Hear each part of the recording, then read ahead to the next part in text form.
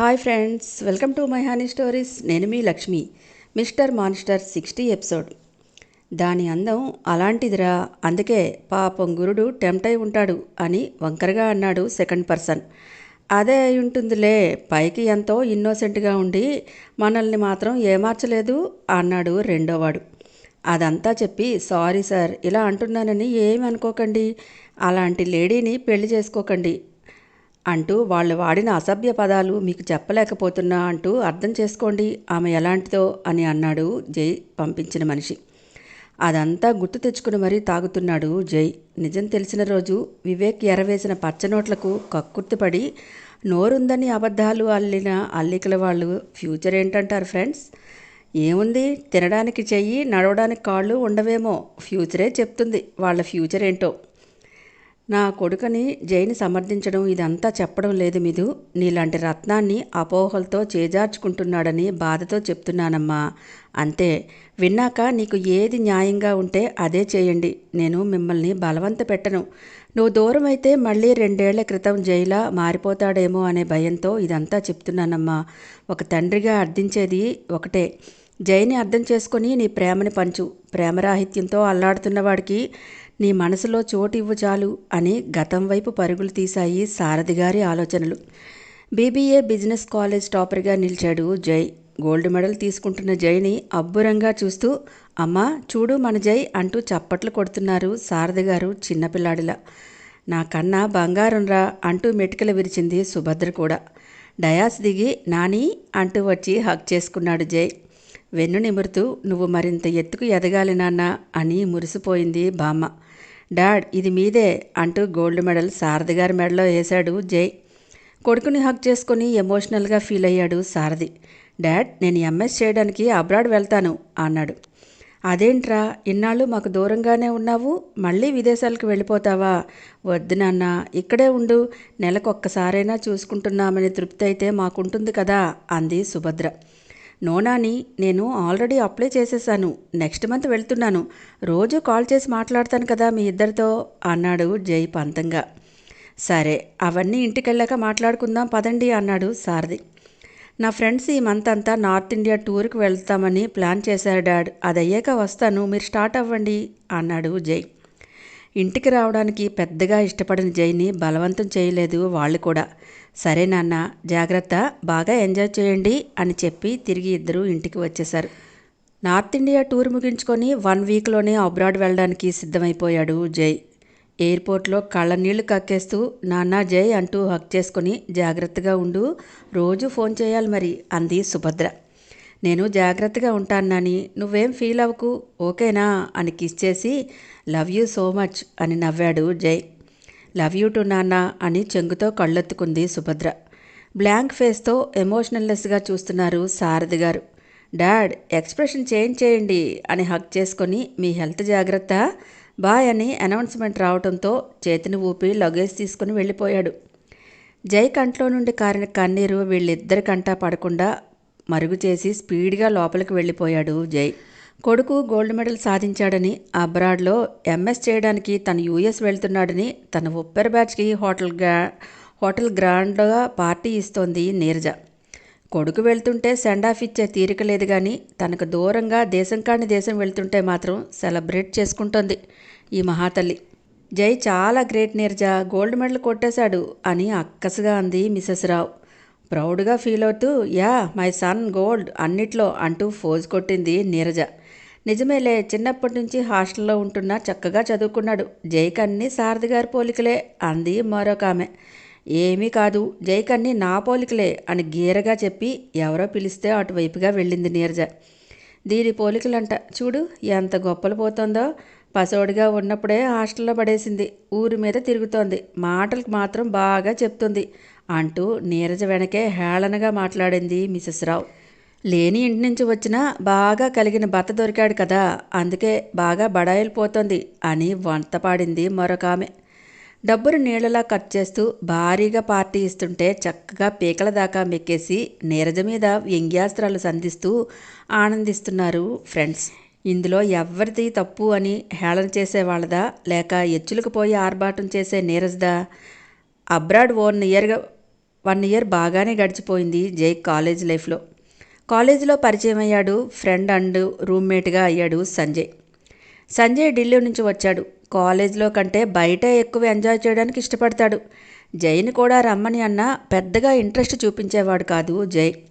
కోవిడ్తో ప్రపంచ దేశాలన్నీ అతలాకుతలమయ్యాయి. కాలేజీలు, స్కూల్స్ అన్నీ మూతపడ్డాయి. సారథి గారు వచ్చేయమని ఎంత రిక్వెస్ట్ చేసినా కేర్ చేయకుండా అక్కడే ఉండి కాలేజ్ హాస్టల్ ఖాళీ చేసి ఒక ఫ్లాస్క్ తీసుకున్నాడు జై. తనతో పాటే తోకలా తయారైపోయాడు సంజయ్ కూడా. చదువు అటకెక్కింది ఆ సంవత్సరం అంతా. నెక్స్ట్ ఇయర్ తగు జాగ్రత్తలతో కాలేజీలు మళ్ళీ రీఓపెన్ చేశారు. మెల్లగా సిటీలో జనం తిరగటం మొదలుపెట్టారు. హుడీ వేసుకొని, మొహానికి మాస్క్ పెట్టుకొని, పాకెట్లో హ్యాండ్స్ పెట్టుకొని చల్లని సాయంత్రాన్ని ఎంజాయ్ చేస్తూ రోడ్డు మీద ఆరామంగా అలా నడుచుకుంటూ వస్తున్నాడు జైబాబు. ర్యాబిట్ పిల్లలా పరుగులు తీస్తూ వెనక్కి తిరిగి చూస్తూ వచ్చి జైని గుద్ది పడబోయింది ఒక అమ్మాయి. వెంటనే రియాక్ట్ అయ్యి ఆమె నడుముని ఒడుపుగా పట్టుకొని పడకుండా ఆపాడు జై. జై పట్టుకోగానే సరిగ్గా నిలబడి అతని చెయ్యి ఎక్కడ ఉందో చూసి కోపంతో చెస్ట్ మీద చేతులాంచి గట్టిగా వెనక్కి నెట్టేసిందామె. బలమైన జిమ్ బాడీ కావడంతో జస్ట్ అలా మూవ్ అయ్యాడు అంతే. ఏయ్, నా నడుమునే టచ్ చేస్తావా? ఎంత ధైర్యంరా నీకు అంటూ పెద్ద కళ్ళని ఆల్చిప్పల్లా సాగేసి మరీ ఉరిమిందామె. వియర్డ్గా చూశాడు. హెల్ప్ చేస్తే బోదురు కప్పలా ఎంత నోరేసుకుని అరుస్తోందేంటో అని ఎక్స్ప్రెషన్ ఇస్తూ. ఏయ్, నువ్వు తనకు డాష్ ఇచ్చి నువ్వే అరుస్తావేంటే అని వెనకే ఒగరుస్తూ వచ్చింది ఆమె ఫ్రెండ్ అడిగి. ఇటాలియన్ లాంగ్వేజ్లో అడిగింది. ఇంగ్లీష్లో అయితే తెలిసిపోతుందని ఫ్రెండ్ని. తెలివైన పిల్ల కదూ. నీకు తెలియదు జెర్సీ, తప్పు మనదైనా ఇలాగే అరవాలి, అప్పుడు జెంట్స్ మనమంటే భయపడతారు అని చెప్పి ఫిజిక్ బాడీ అంతా బాగానే ఉంది, హుడీతో హెడ్ మాస్క్తో ఫేస్ని కవర్ చేసావు, అదే బాలేదు అని. ఏది నీ ఫేస్ చూపించు అంది. ఇది నాతో తెలుగులో, ఆమెతో మరో లాంగ్వేజ్లో టాకుతుంది. పెద్ద ముదిరే, మనం కూడా నటిద్దాం అని. వాట్ ఆర్ యూ టాకింగ్ అని తెలుగు తనకు తెలియనట్టు అడిగాడు జై. నీ బొందరా బొంతకాకి మొహోడా అని ఇకిలిస్తూనే చెప్పి, బాడీ మాత్రం భలే పెంచావురా, పహిల్వాన్లా నీ ఫేస్ చూపించు అంది ఇంగ్లీష్లో. హుడీ తీసి మాస్క్ తీసి కళ్ళు ఎగరేశాడు జై. జై అందాన్ని చూసి తన పెద్ద కళ్ళని బల్బులా ఆర్పి తెరిచిందామె. ఏ అన్షు పద అని చేయి పుచ్చుకొని లాగింది జెర్సీ. ఉండవే బాబు, ఏమున్నాడే గురుడు, జున్నుగడ్డలా ఊరిస్తూ కొరుక్కు తినేయాలని ఉంది. ఎన్నాళ్ళు ఎక్కడున్నావురా బాబు, మీ అమ్మ కడుపు చల్లగా ఉండా, నా కోసమే కన్నదా ఏంటి నిన్ను అని నవ్వింది.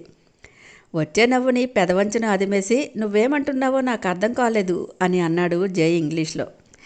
హిహిహి అంటూ ఇకిలించి, అర్థమైతే ఇవన్నీ నేనెందుకు వాగుతాను, అర్థం కాలేదు కాబట్టే నా ఫీలింగ్స్ని స్వేచ్ఛగా ఎక్స్ప్రెస్ చేస్తున్నాను అని గొణుక్కుంటూ, ఇంకోసారి నాకు కనిపించేవే అనుకో, నువ్వే నా ఫ్యూచర్ మొగుడు అవుతావు, చూసుకో. అబ్బా, ఇంత టెంప్టింగ్గా ఉన్నావేంట్రా బాబు అని పెదవిని ఒక రకంగా తిప్పింది. పదవే జెర్సీ, ఇంకా ఉంటే నేనే వీడిని డేట్కి లాక్కుపోయేలా ఉన్నా అంటూ జెర్సీ చేతిని పట్టుకొని లాక్కెళ్తూ నోట్లో లాలీపాప్ పెట్టుకొని చీకుతూ అంది అన్షు ఉరఫ్ అనురాధ. ఓయ్ వసపిట్ట, డేట్కి వెళ్దామా అని జై పిలుపుకి ఉలిక్కిపడి గబుక్కుని వెనక్కి తిరిగింది అన్షు. అందంగా నవ్వుతున్న జైని చూసి నోట్లో లాలీపాప్ జారవిడుతూ, నీకు తెలుగు వచ్చా అంటూ గుటకలు మింగింది. యా అంటూ స్టైల్గా హెయిర్ని వేళ్లతో కోమ్ చేశాడు జై. జెర్సీ, తేడాలొచ్చాయే, లగెత్తు అంటూ ఆమె చేతిని పట్టుకొని ఒక్కసారిగా పరుగు తీసింది అన్షు. పెద్దగా నవ్వేశాడు జై. రూమ్లో బెడ్ మీద పడుకుని తల కింద చేతులు పెట్టుకుని సీలింగ్ కేసి చూస్తున్నాడు. చూపులు సీలింగ్ మీద ఉన్న తన ఆలోచనలు అన్షు మీద నిలిచాయి. తను మాట్లాడేటప్పుడు అందంగా వంపు తిరిగే పెదవులు, కళ్ళు, మాటలకు తాళం వేస్తే భావాలు పలికించడం, తెల్లని పొడవాటి వేళ్ళు అటూ ఇటూ కదపటం, మొహంలో అల్లరితో పాటు అమాయకత్వం కూడా జై మనసుని కలవరపెట్టింది. ఎప్పుడూ కలగని వింతైన భావన కలిగి మది పొలికిస్తూ ఉండగా మనసు ఆమె చుట్టూ ప్రదక్షిణలు చేస్తోంది. ఓయ్, మళ్ళీ నువ్వు నాకు కనిపిస్తే నా ఫ్యూచర్ మొగుడు నువ్వే అనే మాట గుర్తుకు వచ్చి పక్కుమని నవ్వేశాడు. ఏంటి మిత్రమా, నీలో నువ్వే నవ్వుకుంటున్నావు అంటూ లోపలికి వచ్చాడు సంజయ్. తన ఫీలింగ్స్ సంజయ్తో షేర్ చేసుకోవాలని అనిపించగా నథింగ్ అని. ఏంటి మంచి ట్రిమ్గా రెడీ అయ్యావు, ఎక్కడికేంటి అని అడిగాడు జై మాట మారుస్తూ. కొత్త గర్ల్ ఫ్రెండ్ దొరికిందిరా, పబ్బకు పోదాంరా అని పిలిచింది. అది పిలిచాక పోకపోతే అంత బాగోదు కదా, అందుకే వెళ్తున్నా అంటూ నవ్వాడు సంజయ్. రే, వీక్లీ ఒక్కో గర్ల్ ఫ్రెండ్ మారుస్తావు, నీకేమీ గిల్టీ ఫీలింగ్ కలగదా అని విసుగ్గా అడిగాడు జై. ఫీలింగా వై అంటూ విచిత్రంగా చూశాడు సంజయ్ కూడా. అదేంటో ప్రేమ పేరుతో ఇలా అమ్మాయిలతో రొమాన్స్ చేస్తున్నావు కదా, అది తప్పు కాదా అని అడిగాడు జై. చిల్ మిత్రమా, ఇందులో లవ్ ఎక్కడేడ్చింది? అంతా లస్టే ఉంటే వాళ్లకు ఒంటి వేడి ఎక్కువై మనతో పులిహార కలుపుతూ లవ్ అంటారు. మనకు ఆశ తీరే ఆప్షన్ దొరికిందని ఓకే లవ్ అంటాం. తీరా అన్నీ అయ్యాక ఏదో తగు పెట్టుకుని మనల్ని నైస్గా దూరం చేస్తారు. మనం కష్టపడక్కర లేకుండా అన్నీ గర్ల్సే చేస్తుంటే అంది వచ్చిన అవకాశాన్ని ఎందుకు యూజ్ చేసుకోకూడదు చెప్పు? నేను నీలా మడికట్టుకుని కూర్చోవాలని లేదు. అలా నువ్వు ఏమైనా సలహాలు ఇచ్చినా స్వీకరించబడవిక్కడ అని నవ్వి, ప్రేమ అంటూ ఎలాంటి అమ్మాయి కళ్ళల్లోనూ చిక్కుకోకు, అది డేంజరస్ వైరస్ రా బాబు. ఒక్కసారి అంటుకుంటే వదిలించుకోవడం బహు కష్టం సుమి అని ఫన్నీగా నవ్వాడు సంజయ్. నీ అంటూ పిల్లోతో సంజయ్ని 2 వాయించి, నీ మాటలు వింటే లైఫ్ కొలాప్స్ అయ్యి ఎథిక్స్ అనేవాడు కూడా రోమియోగా మారిపోతాడ్రా అని నవ్వాడు జయబాబు. కదా, అందుకే నేను రోమియోగా మార్చాలని డిసైడ్ అయ్యా. పద, ఎప్పుడు ఈ రూమ్తో ఏం సరసాలాడతావు కానీ కాసేపు పడుచు పిల్లల గాలి పీల్చుకుందు గాని అంటూ బలవంతంగా జై రానంటున్నా లాక్కుపోయాడు సంజయ్ బయటికి. జెర్సీ, మనకు అవసరమా ఈ పప్పు గబ్బులు చెప్పు? ఎంచక్క మార్నింగ్ రెస్టారెంట్లో పార్టీ ఇచ్చి చావచ్చు కదే ఆ బల్లిగుడ్డు మొహంది అని మొహం విరిచింది అంశు. వింటే ఏడ్చి చస్తుందే అంటూ నవ్వింది జెర్సీ. చావనివ్వు, దాన్ని మ్యారేజ్ చేసుకునేవాడు సేవ్ అవుతాడు అని పెదవిని ఒక రకంగా తిప్పింది. నువ్వు వాళ్ళని బలవంతంగా విడగొట్టేలా విన్నావేంటే అంటూ నవ్వింది జెర్సీ. కదా, ఏంటో పిచ్చి, మనసులోకి అన్ని క్రూయల్ థాట్సే వస్తున్నాయే. ఓయ్, నేను ప్యూర్ తెలుసా? నీకు అలాంటి దిక్కుమాలిన థాట్స్ ఇచ్చేది నీ మైండ్ అంటే చంపుతా అని నెత్తి మీద మొట్టింది మనసు.